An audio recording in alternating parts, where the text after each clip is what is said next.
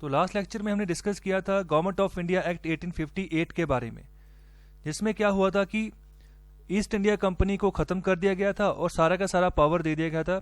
जो British crown था, British monarchy थी, उसके पास चला गया और एडमिनिस्ट्रेशन चलेगी सारी की सारी ब्रिटिश पार्लियामेंट के पास।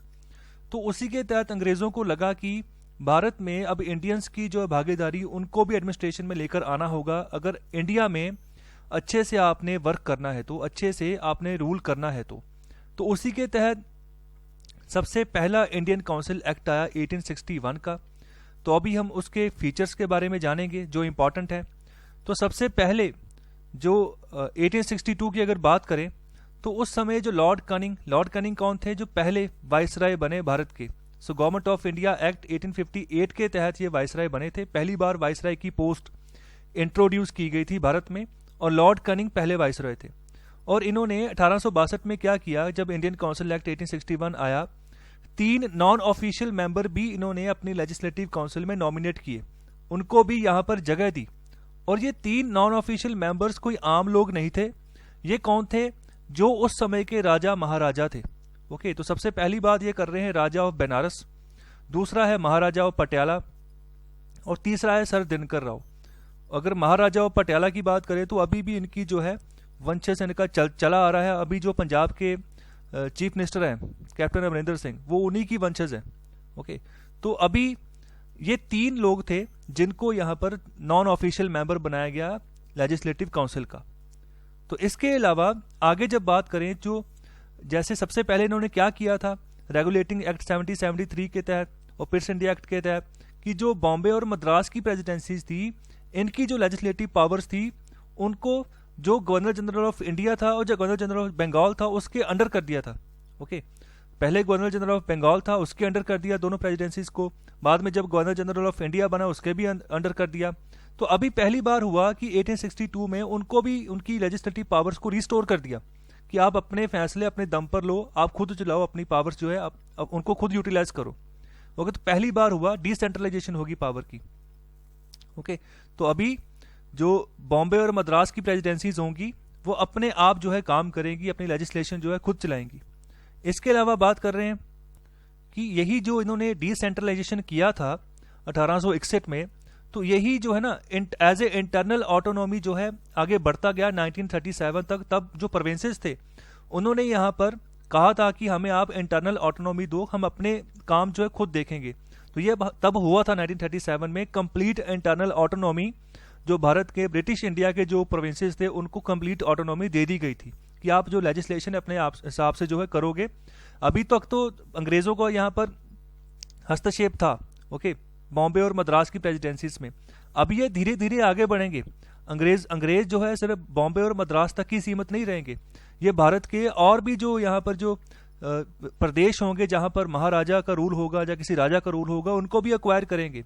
ये धीरे धीरे कोशिश करेंगे, सिंध तक पहुंचेंगे, फिर पंजाब तक पहुंचेंगे, फिर उसके आगे भी यहाँ पर जाने की कोशिश करेंगे और ब्रिटिश इंडिया के एम्पायर को बड़ा करेंगे। ओके, तो ब्रिटिश इंडिया जब बढ़ता जाएगा तो इनके जो प्रोविंसेस है वो भी ऐड होते जाएंगे।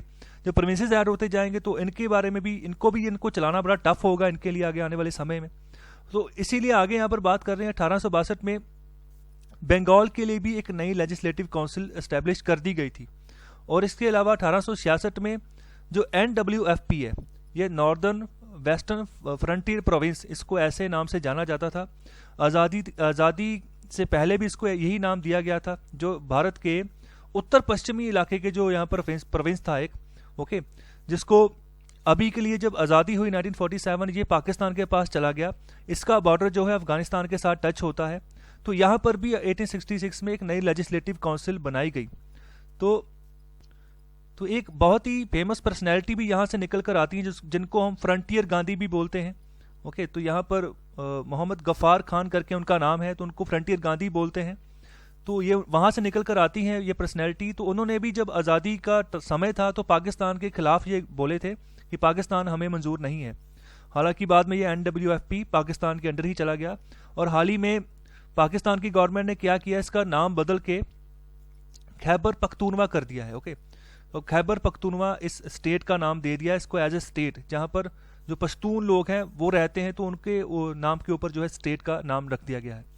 आगे यहाँ पर बात कर रहे हैं 1907 में पंजाब में भी लेजिस्लेटिव काउंसिल इन्होंने एस्टैब्लिश कर दी थी। तो आगे बात कर रहे हैं कि वायसरॉय ऑफ इंडिया जो है उनको एम्पावर कर दिया गया कि जितने भी रूल्स और ऑर्डर्स होंगे यही बनाएंगे। इसके अलावा पोर्टफोलियो सिस्टम जो है उसको रिकॉग्नाइज किया गया, जो कि लॉर्ड कनिंग के द्वारा इंट्रोड्यूस किया गया था 1859 में। तो ये आगे की बात चल रहे हैं, हम 1897 से आगे चले गए अभी, तो अभी उस समय की बात कर रहे हैं। फिर वायसरॉय ऑफ इंडिया को यहाँ पर चार्ज दिया गया, एक से ज़्यादा डिपार्टमेंट का एम्पावर किया गया वायसरॉय ऑफ इंडिया को कि ऑर्डिनेंस इशू करें। ओके, तो यहाँ पर एक और यहाँ पर चार्ज दिया गया, एक बेनिफिट इनको मिला कि अब ये जो ऑर्डिनेंस इशू करेंगे तब इनको अपनी लेजिस्लेटिव काउंसिल से कोई एडवाइस लेने की जरूरत नहीं है, वहां पर सलाह मशवरा करने की जरूरत नहीं है। अगर कोई इमरजेंसी की सिचुएशन है तो इमरजेंसी की सिचुएशन में बिना सलाह मशवरा करे वो जो है ऑर्डिनेंस इशू कर सकते हैं। ओके, तो आज भी आप देखते हैं कि ऑर्डिनेंस भारत सरकार इशू करती है। कब करती है? जब वो सेशन नहीं चल रहा होता पार्लियामेंट में, लोकसभा का सेशन जब बंद होता है, उस समय जब जरूरत पड़ती है कि कोई ना कोई एक्ट हमें चाहिए जिसकी जरूरत है भारत को, तो एक्ट तो नहीं बन सकता उस समय, क्योंकि उसको बनने के लिए लोकसभा और राज्यसभा की मंजूरी चाहिए।